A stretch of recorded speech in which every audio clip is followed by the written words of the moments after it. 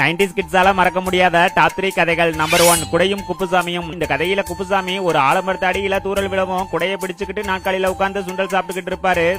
அப்ப ஒரு பெரிய வெள்ளை வந்து குடையோட குப்புசாமிய கடலுக்குள்ள அடிச்சிட்டு போகும். அந்த நேரத்துல ஒரு திமிங்கலம் குப்புசாமியை விழுங்கிடும். அப்ப குடையோட இருந்த குப்புசாமி திமிங்கலத்தோட வயிற்றுல ஓங்கி உதச்சதுமே அவர் திமிங்கலம் துப்பிடும். கடைசியா வானத்துல பறந்த குப்புசாமி தான் வச்சிருந்த குடையை விரிச்சதும் பறந்து வந்து வலையில விழுவாரு. அதுக்கு முன்னாடி யாருக்கெல்லாம் ஸ்கூல் லைஃப் பிடிக்குமோ அவங்க எல்லாரும் லைக் பண்ணுங்க. அதோட நீங்க 2K கிட்ஸ்னா ரெட் கலர் காட்டையும் 90s கிட்ஸ்னா ப்ளூ கலர் காட்டையும் கமெண்ட்ல போடுங்க.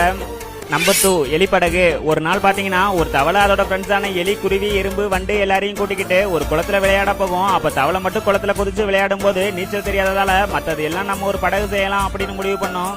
அதனால எலி அரை மூடி தேங்காய் கொட்டாச்சியை கொண்டு வரும். குருவி குச்சியவும், வண்டு கயிறவும், எறும்பு ஒரு இலையவும் கொண்டு வந்து கொடுக்கும். கடைசியா இது எல்லாத்தையுமே வச்சு ஒரு படகு செஞ்சு ஜாலியா குளத்துல நீந்தி விளையாடுவாங்க.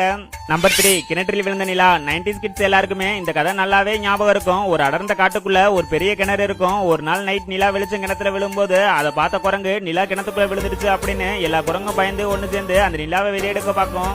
கடைசியா குரங்கு தண்ணியை தொட்டதுமே தண்ணியில நிலாவோட வெளிச்சம் மறைஞ்சிடும். அப்ப நிலா உடஞ்சிடுச்சு அப்படின்னு சோகத்தோட குரங்கு எல்லாம் மேல பார்க்கும்போது முழு நிலா வானத்துல இருக்கும்.